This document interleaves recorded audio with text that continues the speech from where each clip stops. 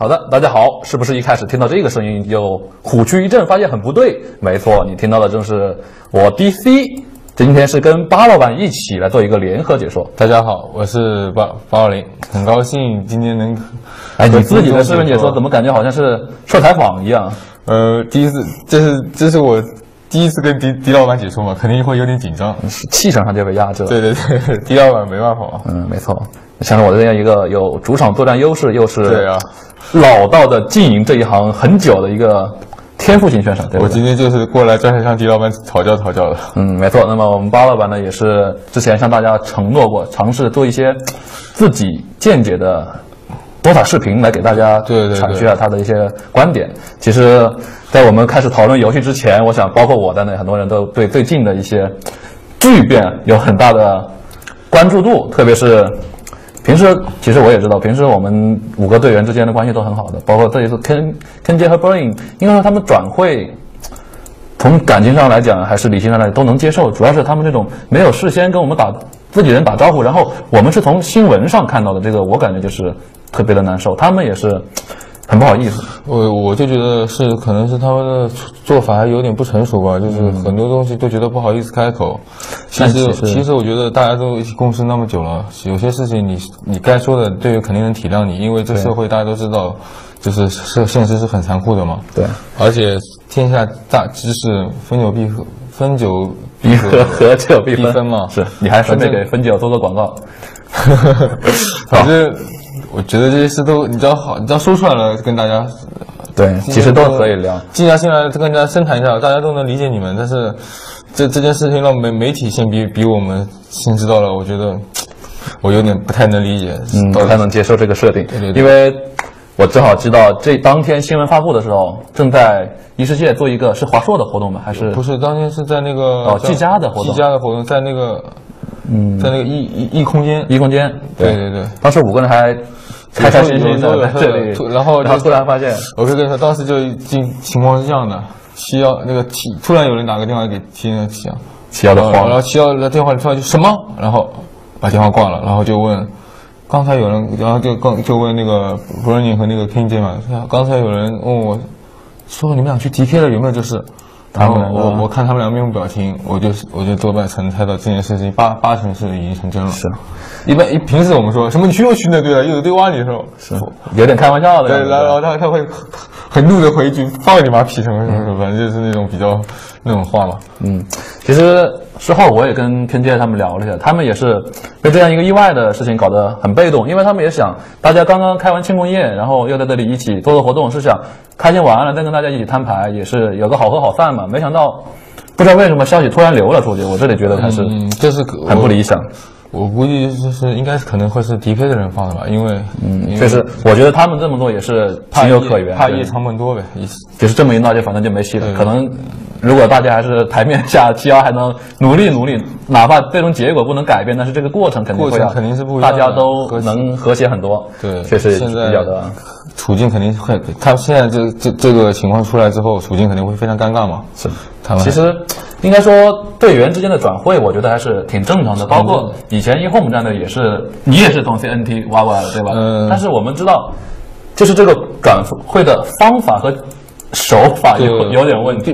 毕竟每次，无论是以前我从 GL 转会到eHome，还是从 CNT 转会到eHome，都是事先都会和大家说得很清楚。先跟老东道主先说一下，说明白了什么个情况，然后再回去转。而且况且以前还根本就没有现在那么成熟，以前转会都是没钱的，就是求一个稳定呗，然后那种。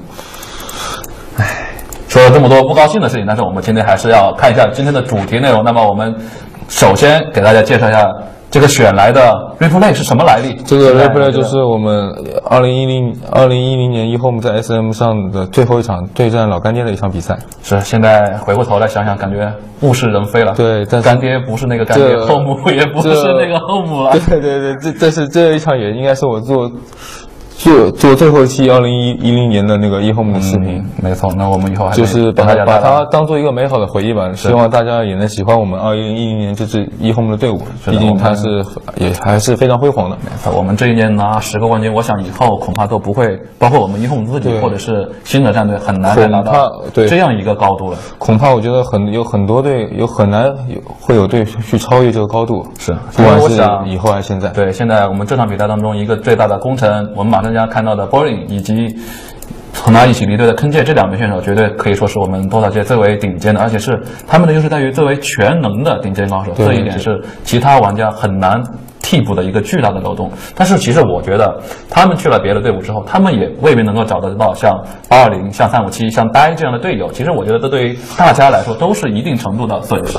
对，展会肯定是没有赢家的，赢家只是永远是那个挖过来那个队，就是把他们挖过来那个队的人。这件事情也是让我们挺能够深思的，但是我们说好了不太多的谈这个问题，还是更多一谈起来就感觉就感情就带动起来了。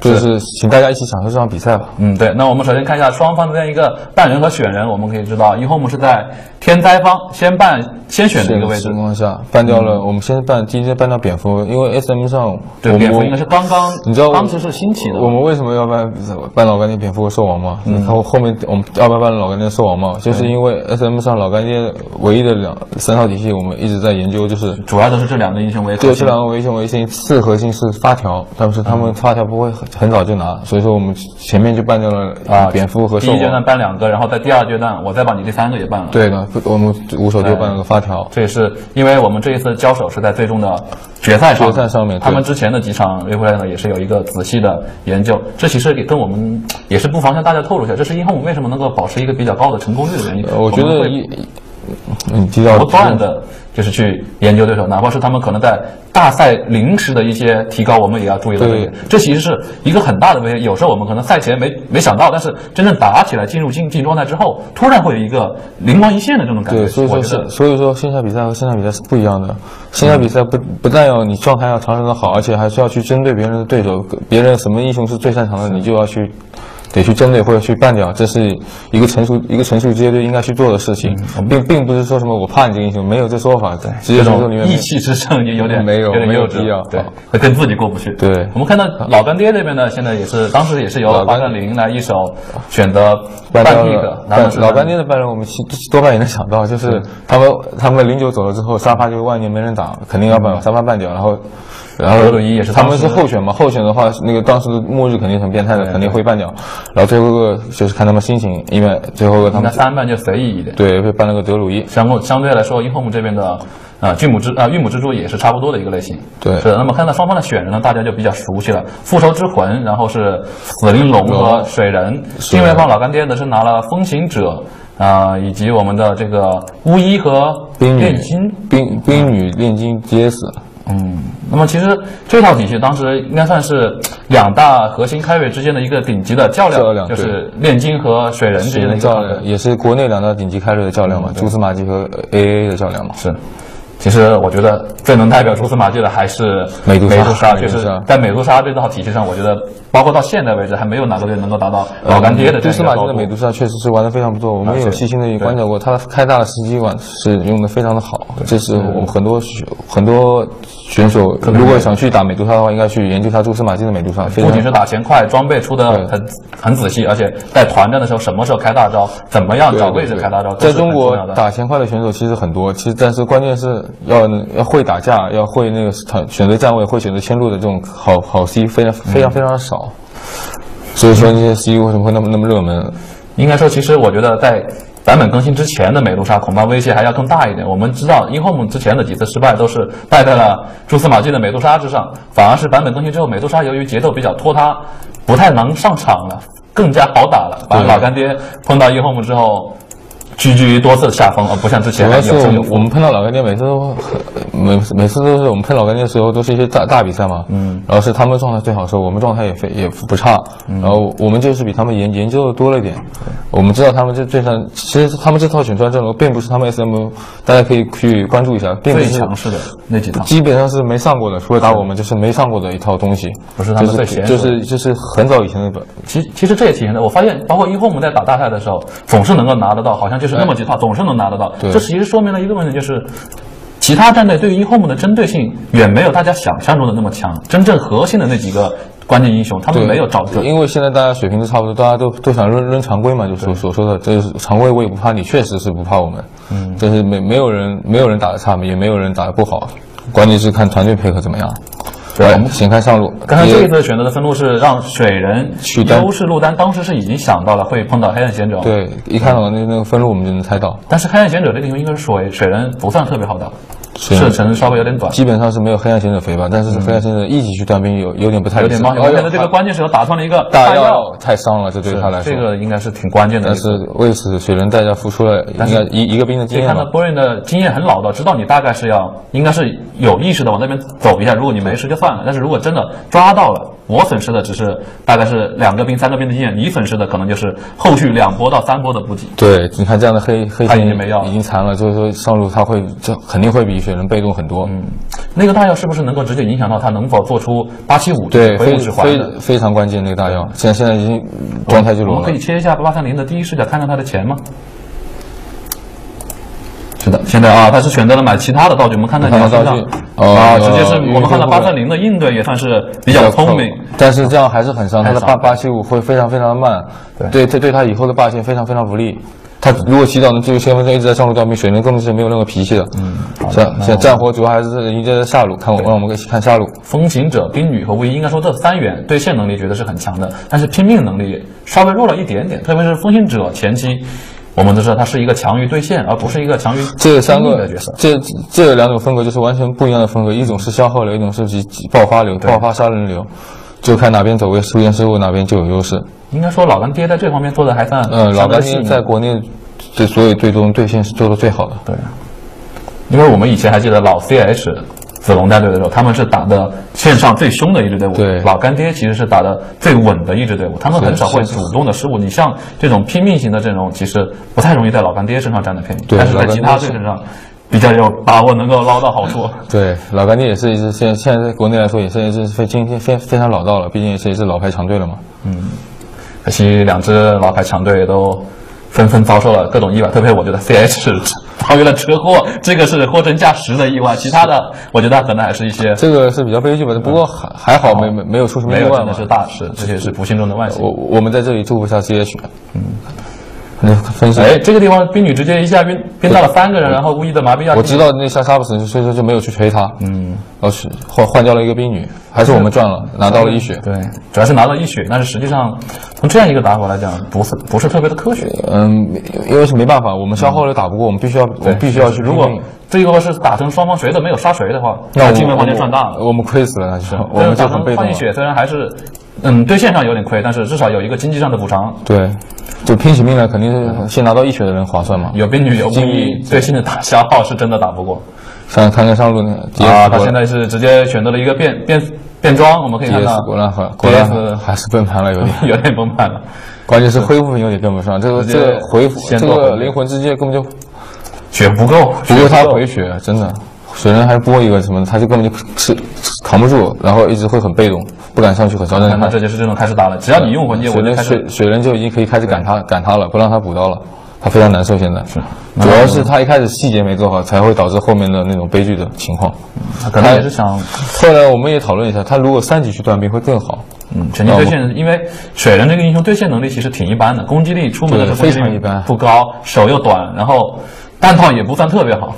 我就是他3级前就是3级前就给兵套兵，或者给自己套。水人也拿他也没什么皮血。对，现在反而是水人，毕竟他是个carry嘛，他肯定还要收兵钱的，不可能。优先是要考虑打钱，对，太多的跟你拼，到时候拼个2败俱伤，那就是你赚了。DS 又不怕人家跟他拼，他前期恢复也带够。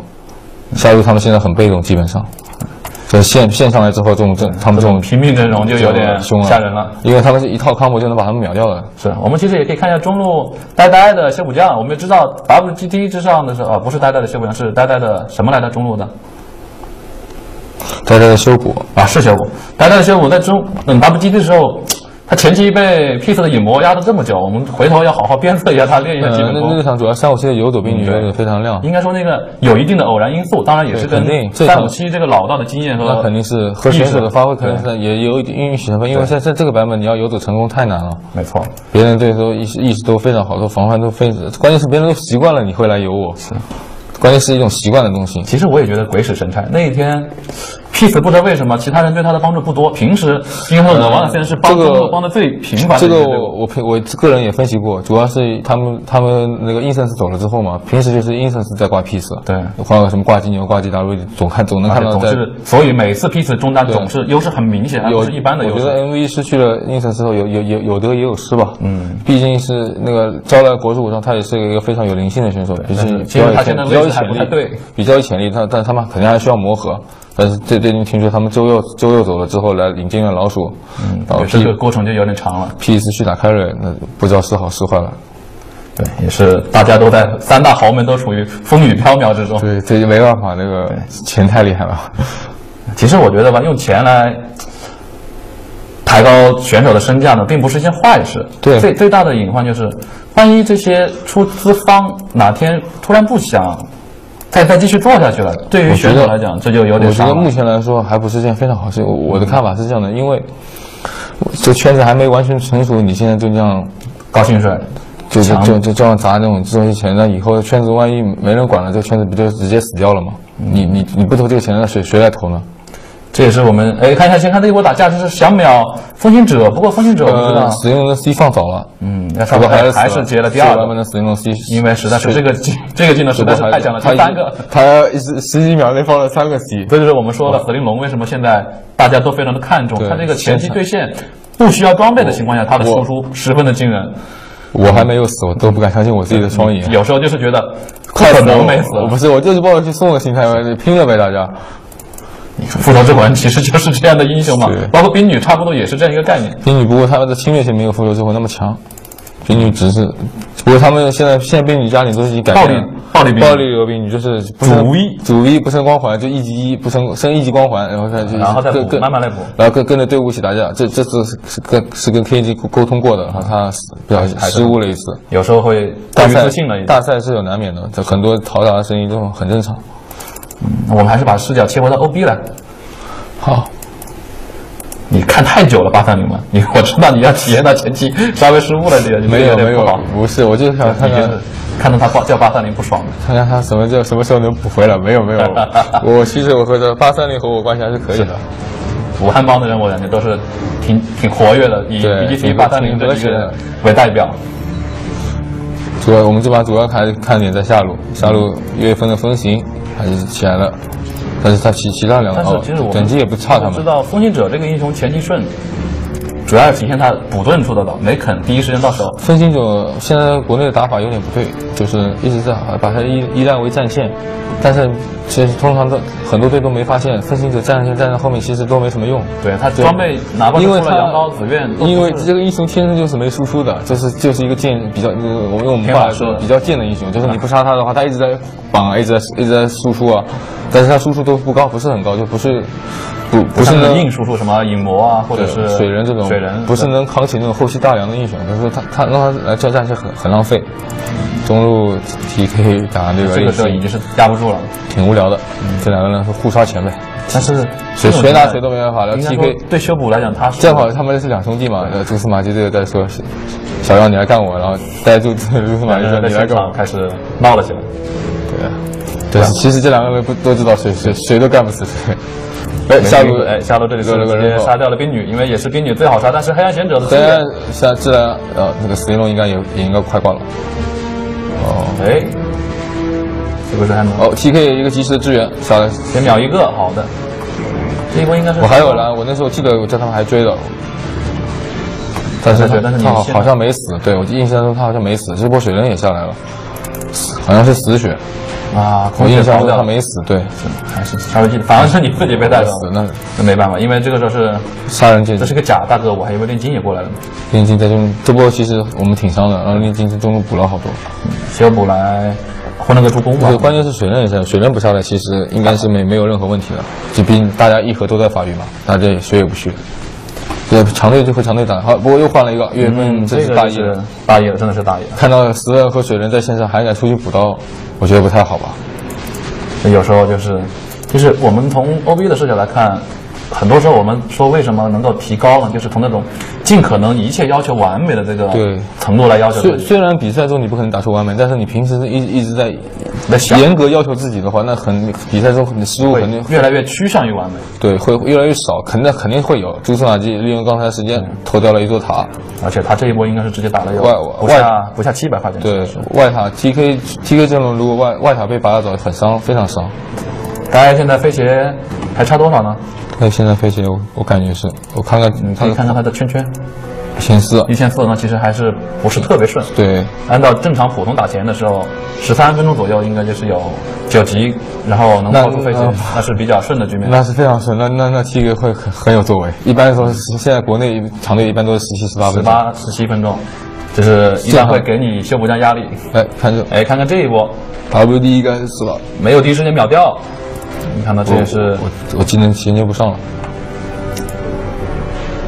可以看到这一波先是把357的流浪带走，然后看一下后续，死灵龙 KJ 这边死了，好像还要打他了啊。不过这里357选择了直接买婆，我们看到他经常有时候会有这种比赛当中的灵光一闪，但是还是亏了，还是亏了。当然，对于流浪来说，这一波他其实也亏了很多钱。对，然后你说多打几个人，打出2个、3个人哈。前期买货有时候是可以，但前期买货你看你自己点一下就知道，有时候一点就要250什么的，特别便宜。是，但是这样一买的话，你再来个 TP 就非常伤。但这波老干爹冲动了，这波我们赚的非常非常大。跟女恐怕也是跑不掉了，因为死灵龙我没鞋，我那时候由于没鞋。死灵龙主要是减速和 T 2个技能，它有减速 ，CD 都非常的快，基本是死了的，应该是没有跑了，这个肯定没跑。这是为什么现在大家都非常热衷于？我发现他好像又没死啊！你这个记忆能力很有问题。刚才这个地方确实巫医稍微帮一下，做得非常的不错。麻痹妖姬在这种时候弹，关键是麻痹妖姬弹到了死灵龙一下，这个是运气就体现出来了。但是这时候我们水人博人就开始发育了，这也是近期以来水人最能够体现，这也是我们1风格的一直贯彻的思路，就是我们4个去随便怎么打呢？如果不认你能够在安稳打前，我们就对后期非常有信心。这是我们以前的那种非常稳固的思路。我们以后会要有一个大的调整了，因为我们都相信，在同等装备下，只要英雄不至于说吃太多亏，博影的主核心绝对是比其他人要靠谱的。对。但是像水人碰到美杜莎，那就是真的没办法，大家装备没什么差距的时候。其实派瑞的是我发挥就还要依赖于刚可那些东西，队友他也需要一个很好的环境，这些大家都知道。但是和自己本身的稳定肯定是分不开的，就要尽量被少抓什么的，这些都是一个长期的开瑞需要所做的，就是少抓，什么时候该支援，什么时候该切入，什么时候该去推线，这是一个好客人。看看这个束缚剑，应该说是用的非常的有技术含量。我那时候及时判断到了，就把它换了过来。换出了我的姓名，这个事情习惯了就好，无所谓了。大家也顺利的做出了飞鞋，这一次这一波应该算是，如果他真的阵亡了，就很伤，我估计很有可能会形成一个恶性循环。对，应该说这个地方风行者这一剑觉得是相当的漂亮，也是1月份的风行者大家也非常熟悉，肯定是玩的非常好的。对于时机的把握和对于这个剑的应用都是非常到位，对，非常到位，也不能说完美，就是到位吧。可惜现在还是让大家的修补将我们说了13分钟、14分钟打出来，已经算是比较顺的局面了。前期没有死过，然后适当的收人头、收助攻，这种经济上的收入也是让修补将第一时间做出飞鞋。上路10分，稍微补了点经济和装备。鞋我以前就是说辅助只要有鞋了就什么都能玩了。像357这种位置，鞋也差不多，就是一双鞋就够了。鞋，再往高走一点就是护腕夹腿，有机会的诸葛亮。这些装备就全是打架打出来的。如果是梦想一般的装备，战线的话，就是很少会有情况会战线。应该这里应该只是打残了。打残，他先放了个导弹嘛，肯定。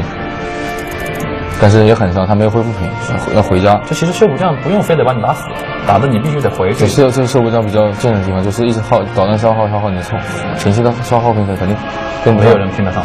这个黑钱还是挺悲剧的，到现在还没有先锋队，对，挺凶。这也是最先存下的一笔。关键是两个人等级相差挺大的，一个是12级，一个是10级，这也是为他前期，然后中期去帮下忙也是都有自己的一些付出代价的地方。对。说到炼金术士这个应用，现在大家好像都愿意更多的把它办掉了，而不是像水人还有机会露面。为什么呢？是觉得炼金真的特别难打。炼金这个英雄主要比较肉，而且一旦正到中期，他压不住。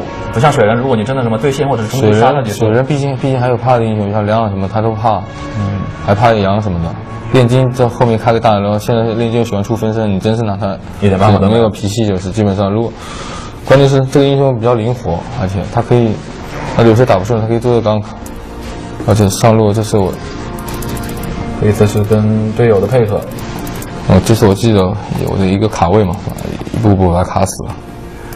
我们现在讲，如果炼金如果有这么强的话，我们一选抢他呢，是不是会对他的布局有？不是，不能说一选强不强吧，你得看剩下的还有哪些英雄。是，而且剩下英雄里面有你最适合的有你战队最适合的几套体系里面，你也得选一套去均衡一下。不是说炼金不好，但是不是说炼金不好，但是也不是说炼金好到一定要一手。是，他虽然很厉害，但是不至于说一选蛛丝马迹一个非常漂亮的钢卡，应该不出意外应该能带走10万。这个肯定没有太多的悬念。对，而且蛛丝马迹玩美杜莎的时候可以专心全身心的打剑，但是他玩炼金的时候又能够适当的支援队友，对，而且还是对于打钱会有一个很大的倾斜。这种打法应该算是开瑞里面很聪明的。火影就体现的更极端一点，他会在前中期拼命的游走，然后利用炼金中期发育快的特点来拼命的补发育。这是我们商量好的，就是他前期一个人走猎术肯定是扮演这种角色了。其实我发现国内几大主开瑞里面，好像只有火影作为英皇姆的主开瑞会经常被扔到猎食路去单。那是因为我们英皇姆就是这样的，所以他走。不是，主要是我们英皇姆有个风格，就是你看以前我打开的时候也是经常猎食路单，英皇姆就是讲这是一个团队的。刚刚那个我没播到，一个风格判断也非常好。不要转移话题啊，就是以前我们在打的时候，也就是我们是比较依赖团队英雄，就是比较依赖其他4个去带节奏，而不是去依赖一个carry是怎么去拯救世界。因为我们一直尝试过了，如果去保一个carry发育起来，然后其他几路都崩了，得不偿失。我们经常就会莫名其妙输掉这场比赛之后，我们后面也在慢慢的总结。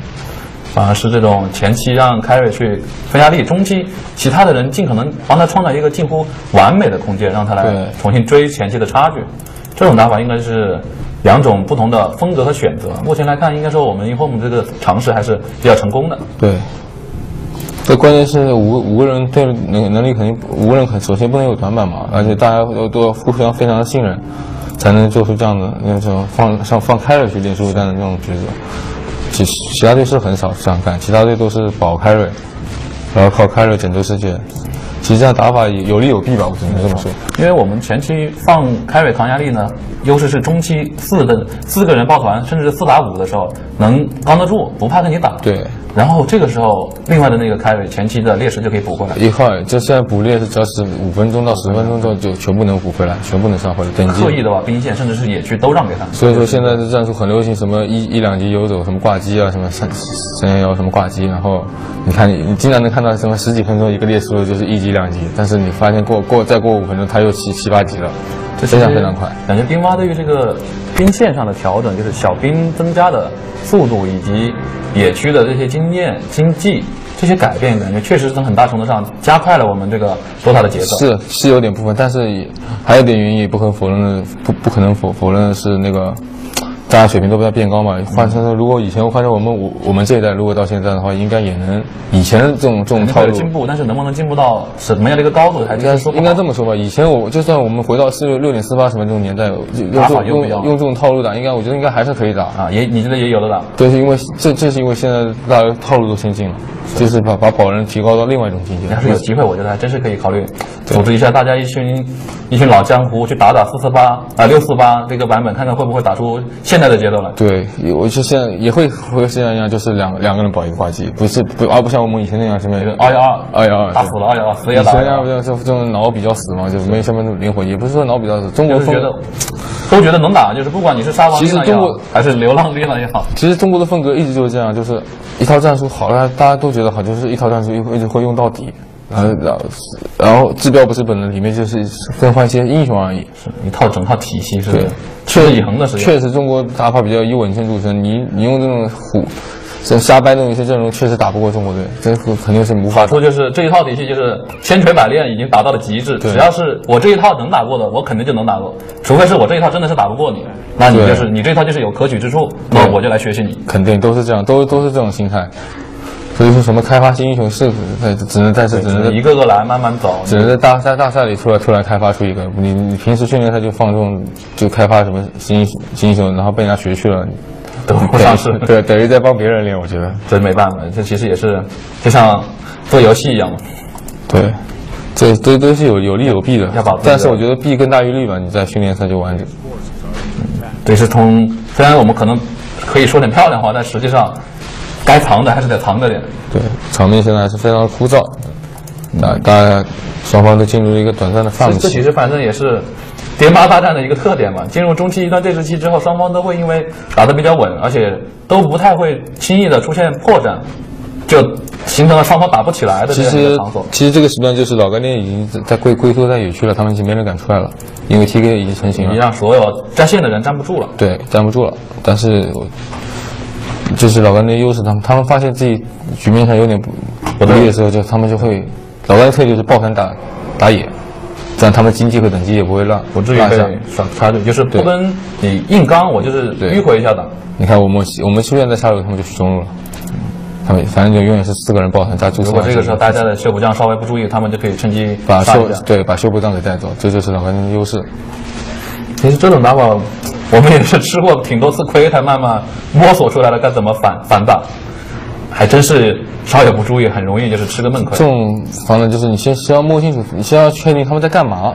他们这个人就是在抱团打野的话，那你就想找你落单的人。那你这个时候应该及时反应出来，应该是也抱团。就是我们经常说的和他们就是，别人抱我们也必须要抱，不然就没办法，对，非常不好打。你有多大优势都会被别人一波给打回去的。就是别人稳，我们也必须得稳，没错。这就是为什么现在中国队大家都不敢飘。所以说大家有时候也看到我们也在抱，那是因为我们也出现了场面劣势的情况。场面劣势就抱团，那优势的地方也只能抱团，不然就会被你把劣势扳回来。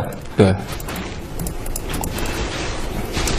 其实更多的我们发现，就是包括一整年，甚至是包括在 SM 上，好像我们都没有在前20分钟经常取得一个明显的优势。往往如果我们在前20分钟打出优势了，基本上这场比赛就是30分钟左右就是要结束了。你说的是1Home 吗？没错，1Home，这是因为可能是我们阵容选的比较偏后，还是因为我们对线一直是可能慢热的这样一个慢热，或者是对线是一直有点问题，或者是只能说我们现在还没有来得及解决这个问题。但是我们确实是有几场会提前解决战斗，很前期大优的情况下，一般EO就不会给任何队伍任何机会。对，就是 EO 就是其实321的节奏就是外塔一里打个漏闪，然后上波高地，上高地也是，而且是不是急着上你高地，就是慢慢跟你耗。我记得根本就是唯一在优势局里翻过1Home盘的，好像就只有老干爹了吧？就是那把圣剑美杜莎嘛。好像还有另外一场。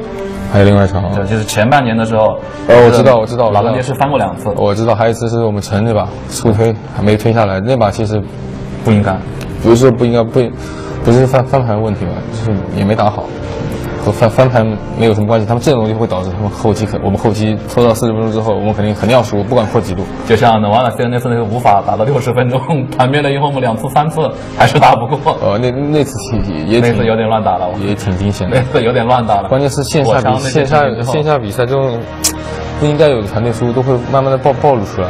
是不是？你说是不是真的受到 DDC 那个嘲讽的影响？对，他在说来打尾，我们在打热身，我们就真的去了。有影响，是有2次同样的故事。对。这就是线下比赛魅力吧。他们确实那个阵容有巫妖在打野战、野外团战，真的是非常的强。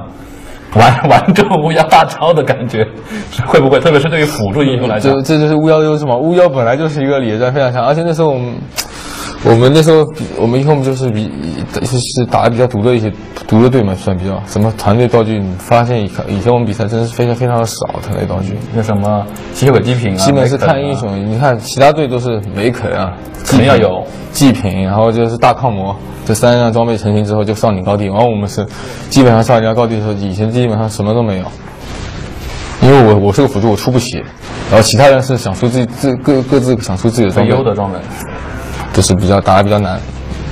但是现在经过慢慢磨合，我们也变得越来越好。对，也是吸取别人的长处嘛。后面也是该有的什么都有，什么圣殿啊、梅肯啊、祭品，该有的什么都有。只能这样不断的提高，因为现在中国队互相之间的这个追赶，觉得有点恐怖，非常水平非常差，接近吧，反正就是。如果你稍微懈怠个一礼拜吧，一个礼拜，我估计一个礼拜，最顶尖的变成了一流。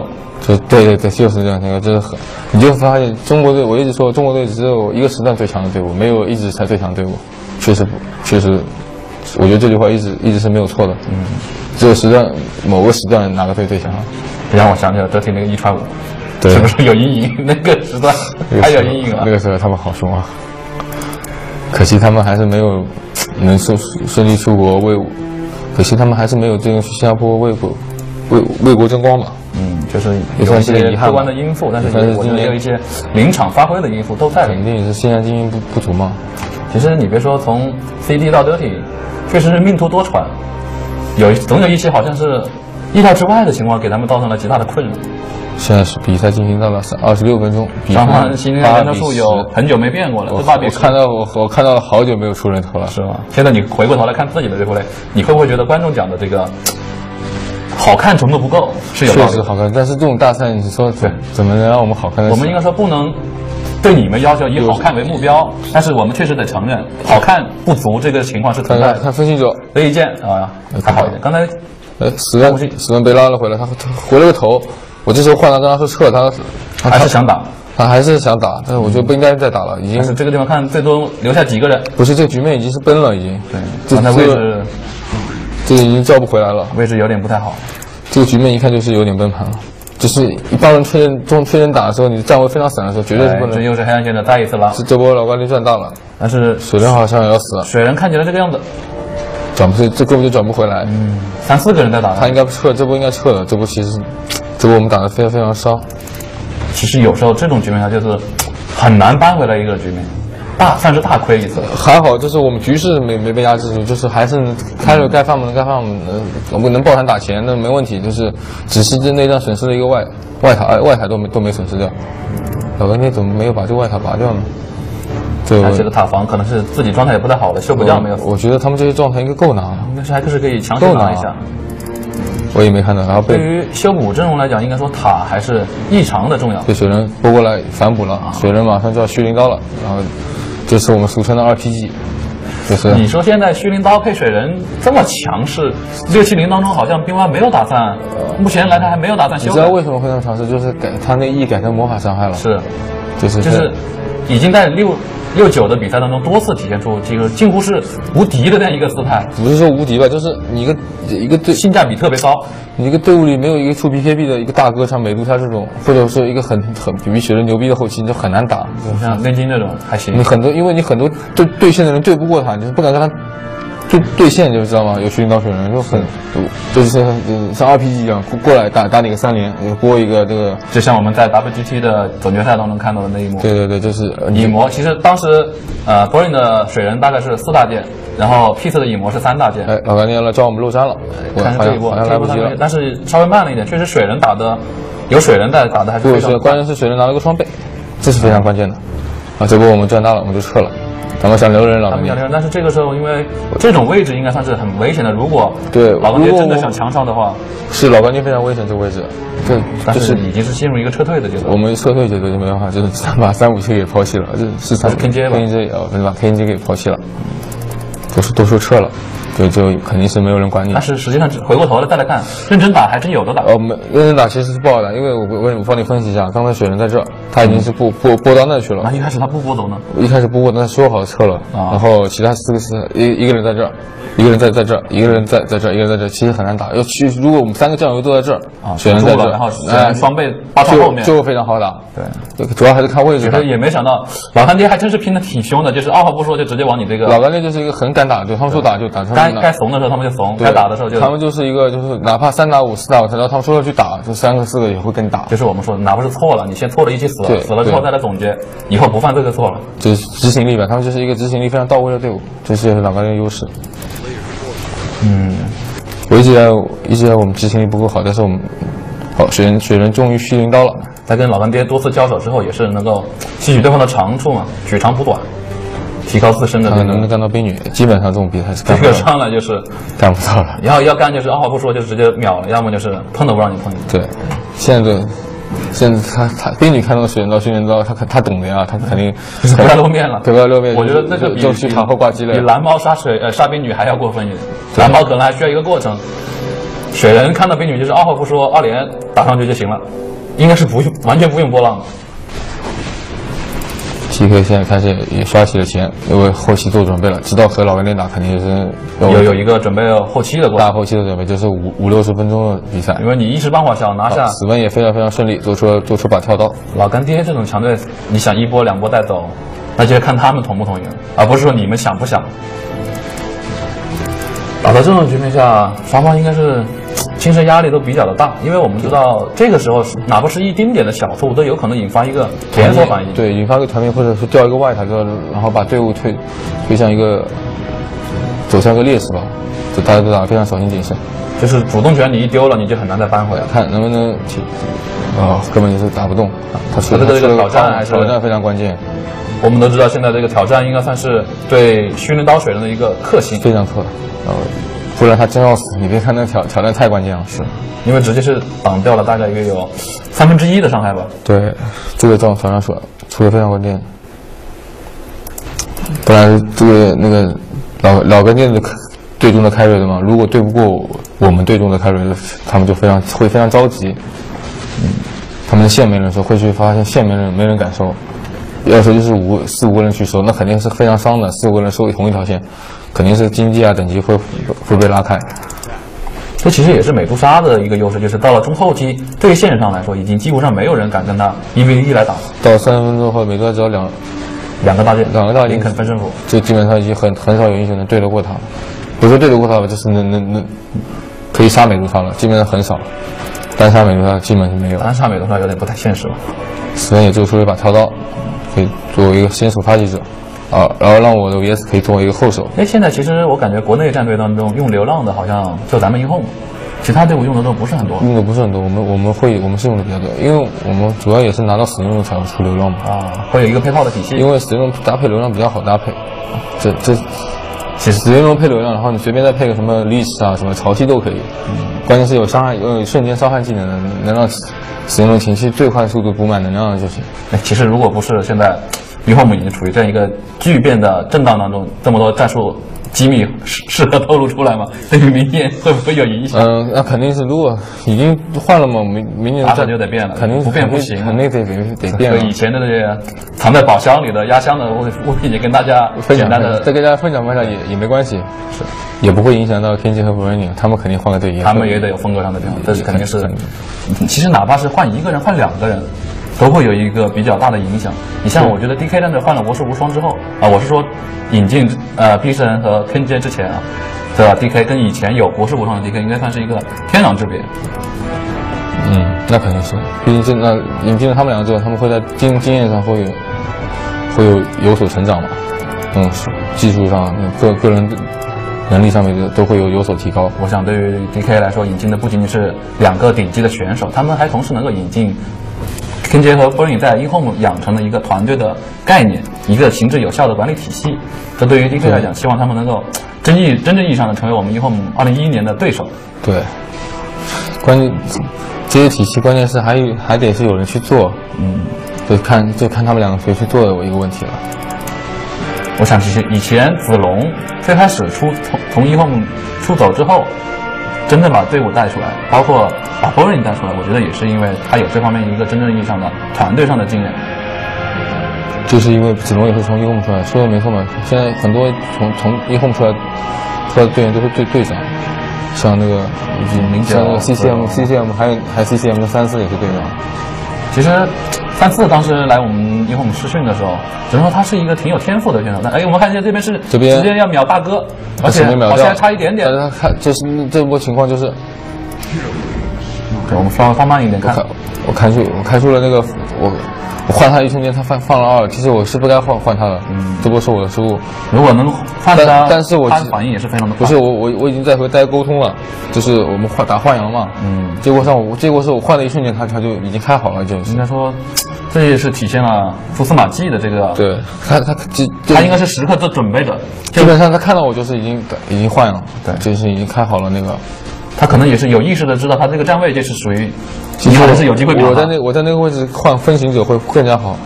但是确实想，如果这一战能够秒掉炼金的话，应该说就已经胜券在握。关键是我看到他是没有看分身嘛，我想换过来换阳肯定是秒了，随便放虚灵就不能把他秒了。蛛丝马迹就是利用这个心态。不是，其实那个炼金是可以秒的，你知道吗？就是雪人把虚灵刀打上去之后，我们伤害不太够，就是反正沟通就比较，就秒这种大肉比较难秒，就是沟通要很细。其实是能秒，真能秒。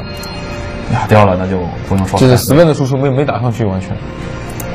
就是没有砍到过一刀，就是也是因为沟通没起来，就是把他过来阳了，其实也没有什么问题。其实单已经是很快速的接阳了嘛，但是还是他毕竟是他是一个道具啊。我要换他的时候，他已经是开好了，那一瞬间就是那一瞬间，不然我也不会去换他一个变身的那。发生了很多的事情，这波又让老高也打占到了点优势，我们继续加快比赛进度。这应该是第2次吃了一个比较大的亏。对，所以说这个团批告诉我们，团批的先手换人 ，VS 一般先手换人其实不太好，别人打后手也可以，打先手换人必须队伍要有阳，然后必须得秒掉那个被换的人，而且还看秒的那个人，如果对方能不能救。你说对方要是有个潮汐，你敢换吗？对方有个跳跃潮汐藏在后面，那肯定不能换。如果就有个潮汐还好。更多的时候，现在我们用复仇之门是让大哥去站危险走位，然后关键时刻救他。对，复仇之魂打后手是比较好，但是我在1Home打复仇之魂，就先手会比较多，就是因为1Home先手比较少，如果呆不打先手，基本上先手就是我或者357了，这是一个位置分配上的原因。对，先手会比较少。打到接近40分钟，对于双方选手来说，这个精神压力其实是很大的。场面为什么说打到中后期不失误很难？因为你长时间保持一个高压的状态，注意力很难不分散，而且很紧张。这种比赛大家肯定都会紧张嘛，肯定会打得很紧，那很正常。所以说比赛不好看，这肯定是。我也想起来357那个骗周的那个黑皇装加分身符那一幕。那一幕其实那肯定是就是当时压力太大了。我觉得以周平常水平，应该这种事情是不会发生的。他当时因为当时他们已经是基本上没什么希望。因为流浪的锤子到一个人身上飘好久，根本就不用慌了，完全等他锤出来飘一会儿，你再开个 BKB， 我觉得都来得及。就是因为那种心理压力大，以周平时水平肯定是不会犯这种低级失误的。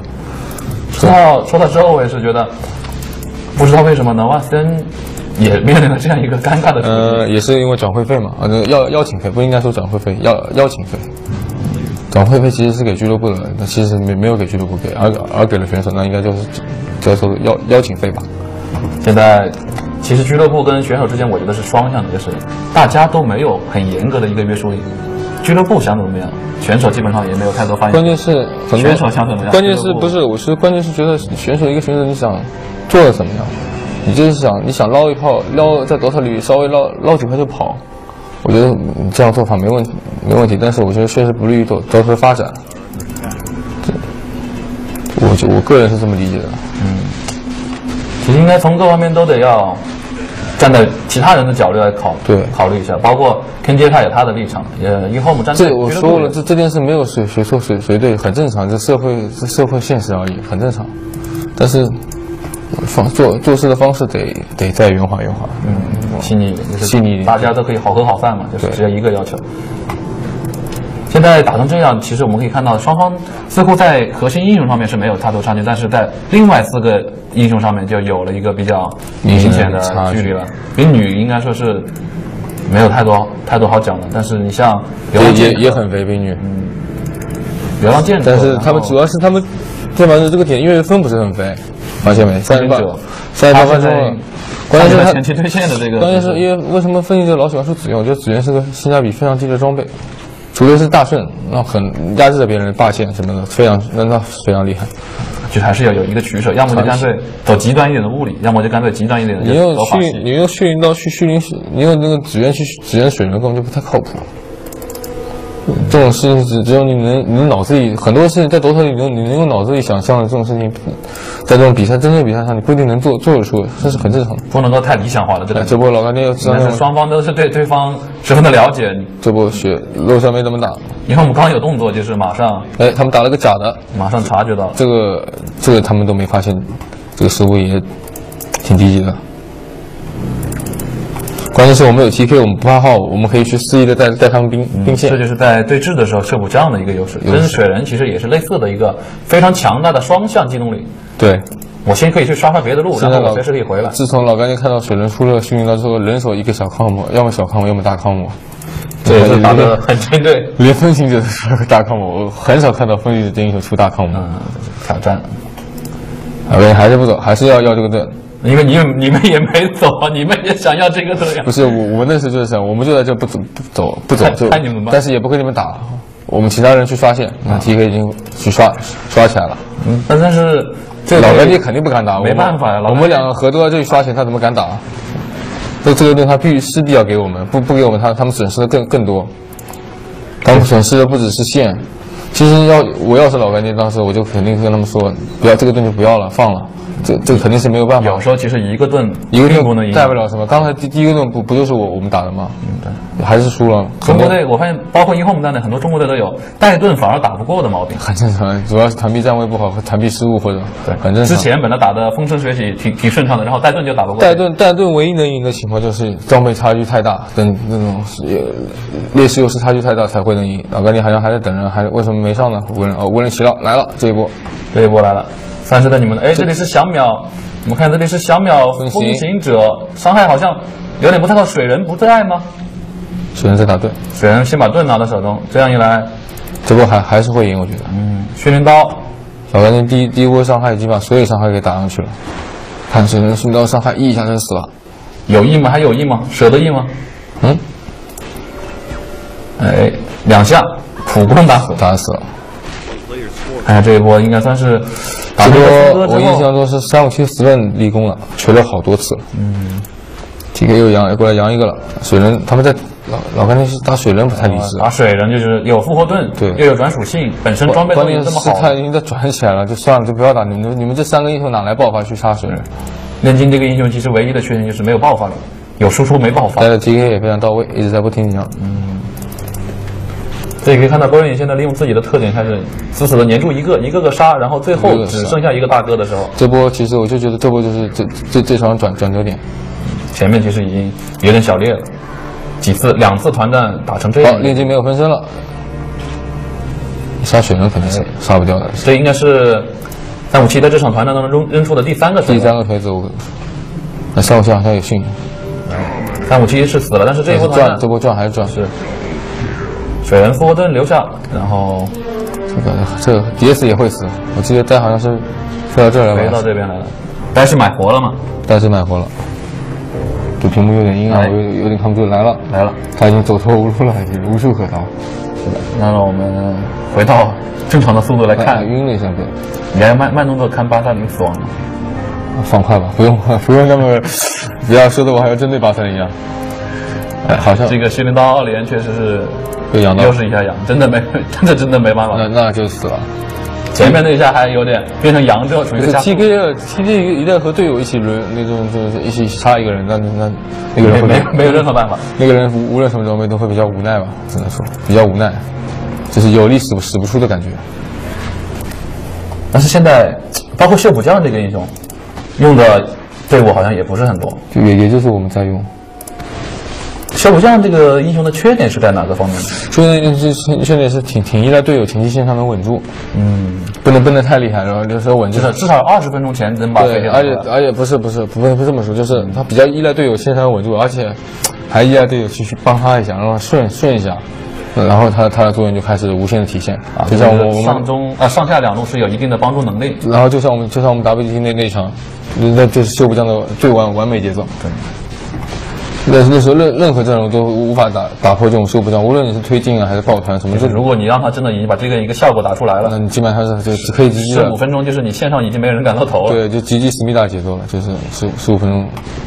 然后打出这装备，然后关键是他队友都没崩盘，你抱团也打不过，什么都打不过。其实队友崩盘 ，TK 不怕，就是最怕队友崩盘，你知道吗？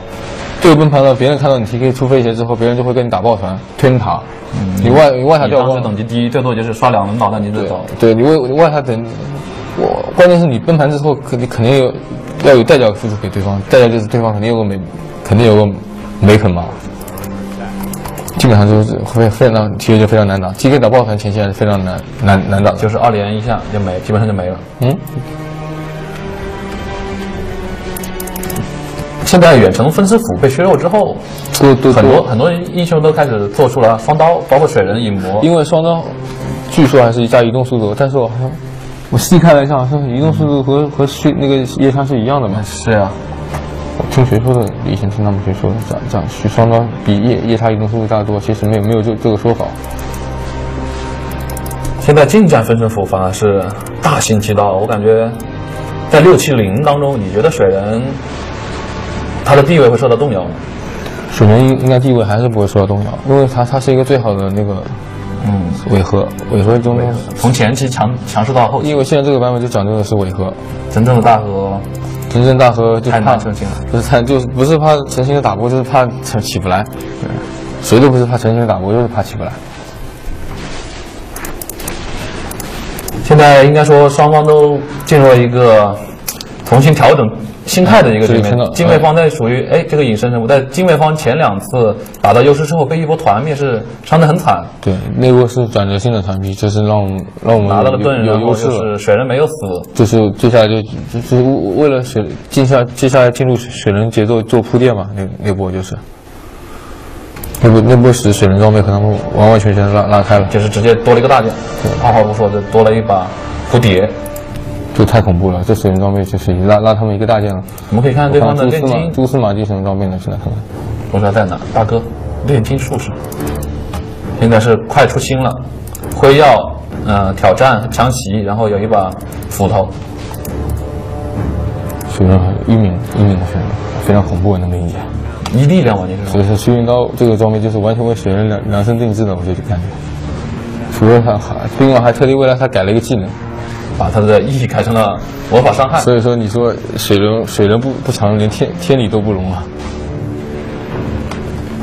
我们现在是不是可以稍微简单的计算一下虚灵刀那一下的伤害和E的那下伤害大概有多少？虚灵刀那下伤害，我用肉眼估计的话1500吧，就是虚灵过去那一下，你没有身上没有任何抗魔，就直接打你1500伤害。就是他这种装备的话，就是1600、1700的伤害。我是大概估算了一下，E 呢？E 的话也挺恐怖的，有700吗？在虚灵的状态下，在虚灵状态下肯定是有700，可能还不止。对，波浪在虚灵状态下也加伤害，对，他3个技能全在伤害的一虚灵刀，正好在关键是还虚灵4秒，正好这让他一套技能放光。我觉得不知道为什么虚灵刀被设定为黑黄杖和分身斧都不能解除这个状态，所以说我跟你说，有了虚灵刀水人基本上都是那种，就是放3个技能就跑，然后跑回去躲，他不敢 A 人嘛，他每节都是1，是力量，他要等下轮30秒再发力一次，基本上这次发力就是又死一个人。除非就队伍中有那种恶魔师漏盾啊，或者是美图杀，就是扛着你3连打到我脸上，我都不怕你。对，或者还有那种控制特别多的，帮你再控制，你可以不停的，不然你看1名水人，我放完3里我肯定得跑，不然我要被人就是被人稍微射来就死了。你想想，在这样一身，关键是转的时候下次伤害就低了，就把敏捷又转成力量了，那就没伤害了。虚灵刀水人。打到46分钟，其实祖斯马基出了个新，双方都没有想过。其实我觉得这个炼金这时候出新是个非常中用的装备。所以说，那你觉得出撒旦、出分身斧都会比较好。出新这是一个非常中用的装备，新因为炼金本来就是一个回血。这场比赛里，它肯定是我们最后一个目标，不可能会抢红我们第一个目标。他都已经新了，我们不可能再去换他去秒。就是根本就是没人鸟他，就先把他队友给杀光先，可能是以这个思路来的，而他又出了这个新就一味的纯肉了，还是他应该出个分身斧，然后分身斧就应该去打团兵时候就对着带着听克烧，他如果修补匠碰到哪怕是分身，我估计他也完全不敢。他根本就不敢hand他除非他如果那个 TK 是我就那时候就会脑子里就会做出两种选择，我是逃还是先把他的分身给扬了。这确实是一个很难为人的。TK 这场团兵就会毫无作为，他得回家补斯南再飞过来那次，那时候队友都估计不一定能撑住那个时候，所以说这时候朱斯马基做出选择应该是那种选择，不应该是新只是说难听点就是延天花，延长你的死期而已，你该死的还是得死，怎么这么难听啊？那这是事实，你该死的还是你该死的，你多个心就不死，不可能。是你这些都几分钟，48分钟了，你该死的肯定就得死了，你不该死的，你不出心你也不会死，队友都帮你控制好了。开瑞就是比的就是一个输出环境。我觉得自从龙星被削弱成挨打不会回血之后，这已经本身就没有太多价值。唯一能出的英雄就现在就一个水人嘛，水人出还有点价值，但是基本上现在意义也不大，有血影刀之后，因为一个新的格子就变成血影刀了，或者变撒旦，基本上是不需要的。现在我们也不敢，现在比赛打到了48分钟，快49分钟了。看到老干爹的时候，我们也不敢贸然上，但是这个盾的时间那时候感觉应该快到了，就是我们非常着急的想打一波，想试一试把盾用一下。肯定这盾不能浪费掉，关键水人装备已经非常成型了。哎，炼金开窑了。看看这一波，首先是一个拉，这个拉应该说效果还是挺不错的。这个团战我们看到现在感觉水人的训练刀已经被这个各种大小挑战加上长笛限制的挺厉害了。对，一波下来水人如果秒不了人的话，这个真的有点揪心。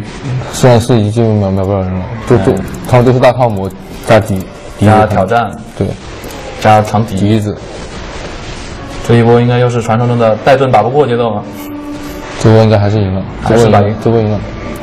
DK 发力。DK 剩下的 DK 和水人 ，DK 发力了，这样有点要被玩死了。其实还有这个真的是一点脾气都没有，修补匠完全没了。分心还买活了，这个买回就没有什么意义。刚才 DS 把我拉了进去，让我先被秒了。这就是有时候一场团战很难预估让它的结果是怎么样的。DS 这个拉起确实比较恶心。反而是 DS 最近好像大家都不是很喜欢用它了。DS 也最近在用的队也就是老干爹在用了，基本上中国没有其他队在用，这个英雄不太好。好，再走出了 BKB 是50分钟之后。现在这个版本当中 ，BKB 和林肯是刚刚就已经做出来了，刚开打前就已经做出来了。BKB 和林肯会不会用了一次各有好处呢？还是非常害怕被人秒？我觉得各有好处。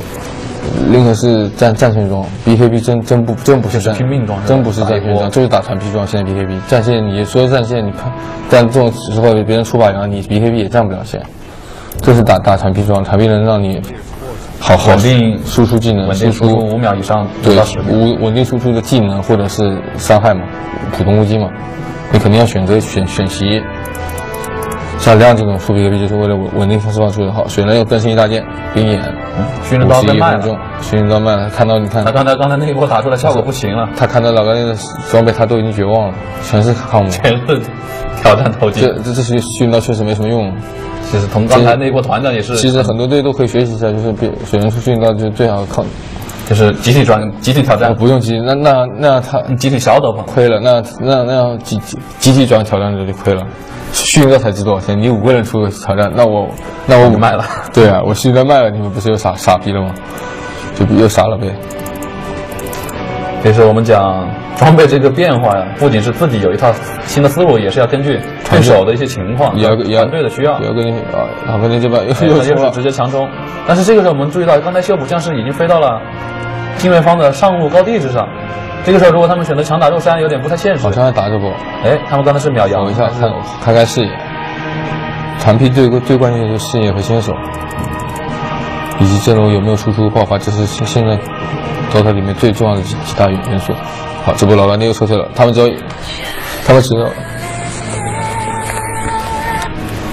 要一轮回去收线，我们就准备打肉山。这是重演第2波肉山的这个历史。但是蛛丝马迹也非常急啊，他现在没办法，兵线带不动，然后如果仓促的在肉山处决战的话，他们收了一波，马上就奔了过来。但是我们还是不打，他们没。那你继续熬着吧，他们也不太敢打。TK 还在你们高坡，你们怎么办？这就是一种近乎无赖的打法。不是说无赖吧？我们把 TK 的一个英雄的优势彻底的发挥了出来。老干爹也急了，好，老干爹急了，直接上你高地了。那就是拼了。这次老干爹的做法是非常正确的，因为这个肉山是绝对不能让，这个肉不能让，而且这波高地就是定输赢。对你打下来就打下来，打下来的话，你下个中路然后再拿个盾，基本上这场老干爹就赢了。这次老干爹判断还是非常非常正确的。这波团 P 我们看双方怎么打。对，我慢镜头给大家切一下。看一下，这个时候应该说先手很不好判断。哎，黑暗贤者好像是在下面首先拉了一下，拉住的是3个人。应该说他这个拉还是有点力度，但是他其实这个拉比较浪费，你知道为什么吗？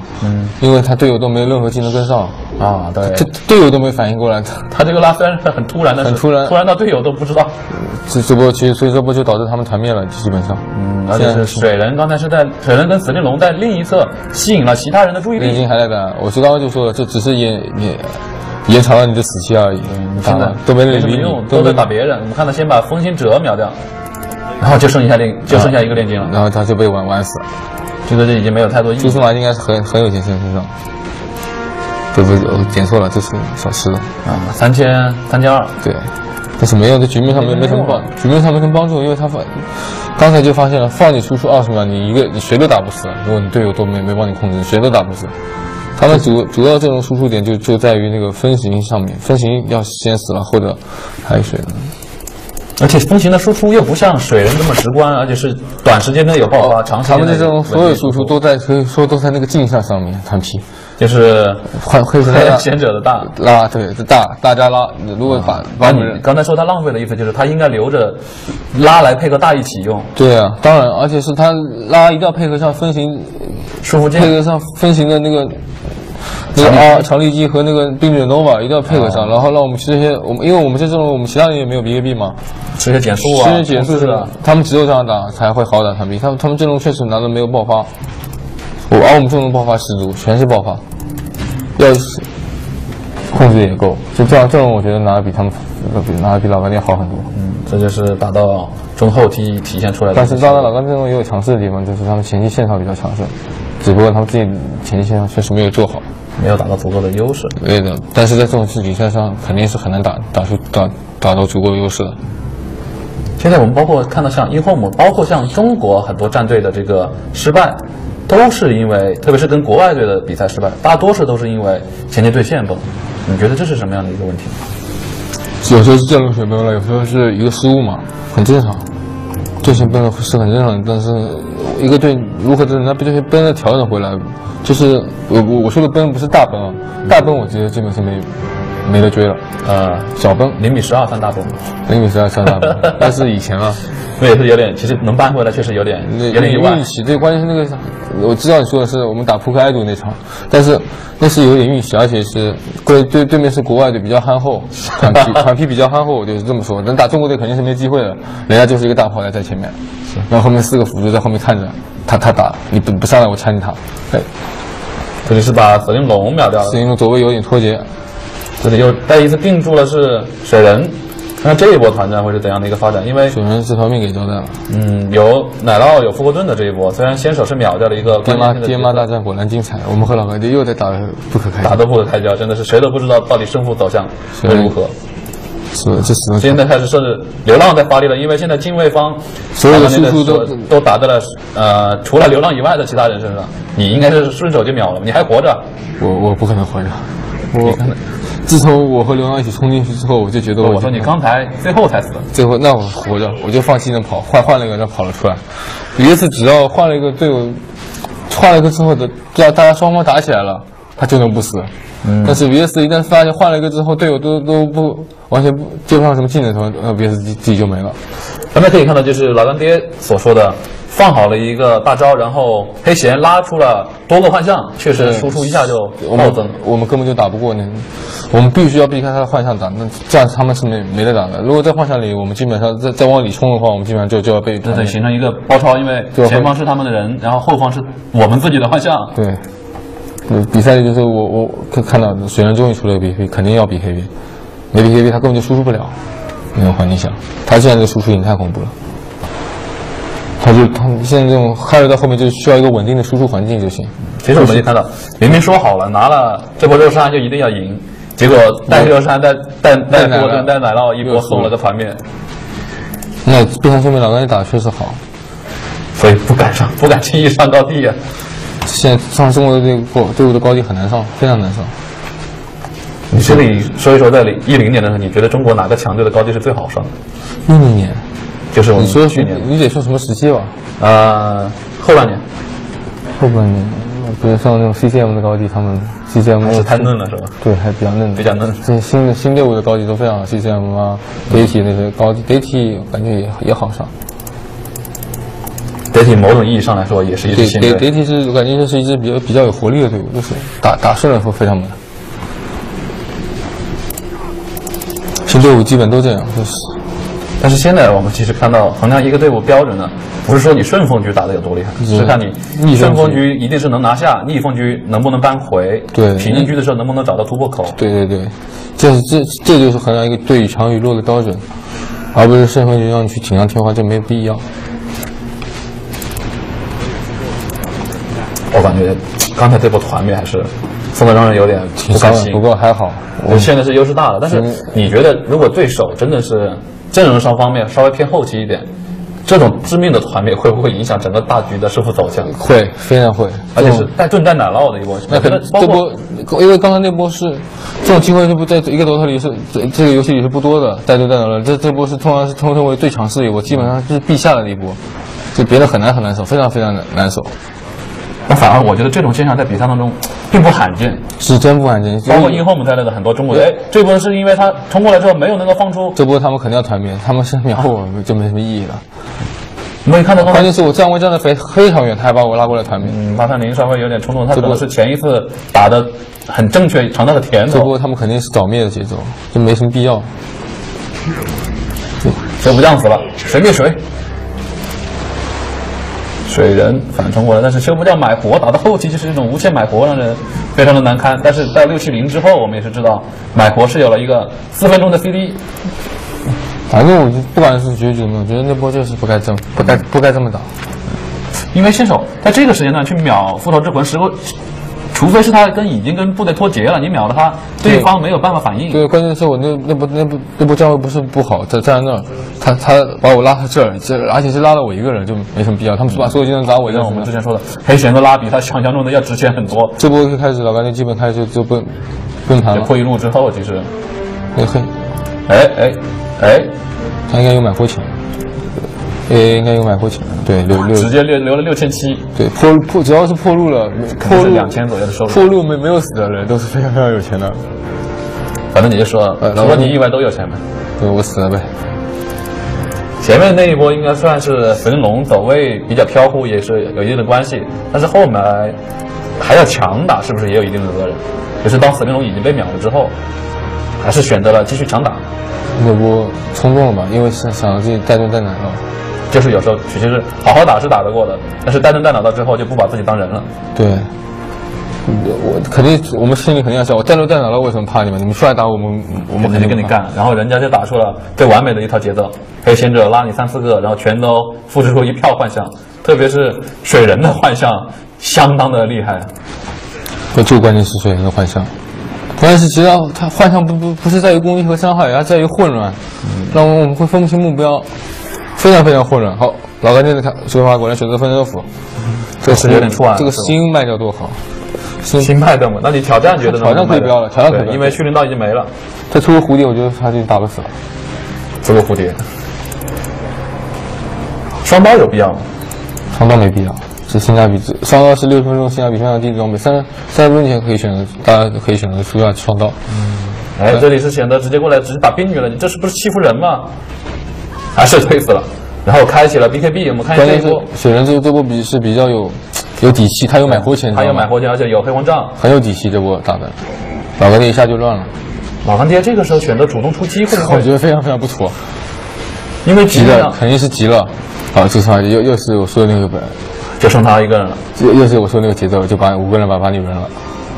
确实，他现在没有爆发力的这个核心，我的确是一时半会打不死你，那我最多就是不打你们。肯定是不打，他的输出也就那么点炼金输出，炼金的输出感觉就是挺稳定的，就是达到了一个高度之后，很难再有太多增长了。对他输出水人直接去下去打架了，人家 TK 就比较无解。但是你其实从老干爹的角度呢，他再往后拖，你这边有修补匠，有水人，还有流浪。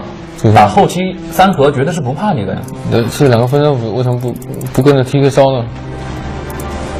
还买活，应该还能买，送死了，那不送死一波。可是这边下路兵役已经还是被拆掉了。但是我们自愿了，但水人就非常尴尬的发现，他买活了不能飞过来，飞卸在 CP。没有水人在打不动吧？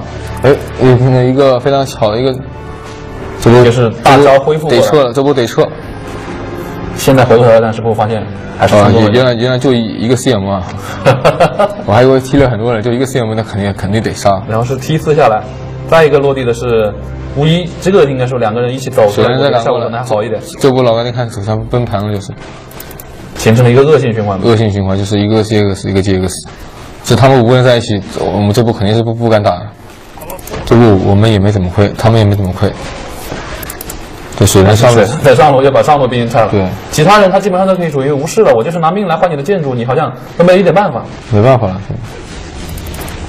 水人还能跑，你有脾气吗？阳住，杀不掉啊！爆发何在？爆发没爆发。如果亮什么的，水人说或许可以死。没想到打到这个时间段，我觉得他对于水人的作用应该也是比较有限了。对，6神装时期，多么巫师应该说，但是还是稍微能限制他一下，对，不让他那么猖狂，就是不让他那么放肆的，不要拨来拨去，什么转来转去，不会那么惶狂。有量在，毕竟水人天最怕的还是量。但是好像我们选水人肉也不会太刻意的去顾及量，会办掉的吗？会想，或者是从阵容上要威胁他，会想到这个问题啊。对面选量了该怎么办？就是我们能不能在正面打的时候有其他人的量，水人能不能肥起来？关键水人要肥，如果不肥了，碰到量会很惨，就是会打的你从此之后再也抬不起头来了，就非常难玩，就是非常难玩。感觉你带线都不敢带，你又是不肥的水人，带线不敢带，什么都不敢干。你水人基本上6神装基因，什么装备都不用买了。就是打一波过去买活，打一波过来买活就行了，这节奏就对了。老干爹输，我觉得就是时间问题了。打到这个阶段，应该说老干爹这边也是没有太多想法了，实在是尽力了，但是阵容的优势也好，劣势也好，基本上也看出来。阵容这把基本是老干爹优势劣势的，特别是打到60分钟之后，已经是大劣。这个水人还出了少一个东西叫撒旦，你觉得可不可以把双刀卖了？这个是双刀可以卖。卖了收撒旦，林肯不能买，林肯不能卖吧？林肯不过老干爹没有羊，林肯应该可以买。他那个风行者没有羊吗？我记得他好像是出了羊的。没有出羊，没有钱应该说是。啊，没做出来，想做但是没钱了，现在那几波残批在死。这波如果这波再打灭了，我觉得我们不用玩了。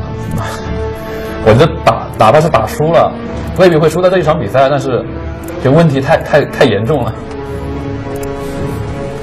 水人又是同时带2路线，而且现在其实老干爹这边剩下好像就只剩1个兵了吧？全场加中。对，就是下路那两个兵营，上中2路是干干净净。这波就是他们已经非常非常难受了。在这种局面下，也只是尽人事听天命了。这个 DS 要干嘛？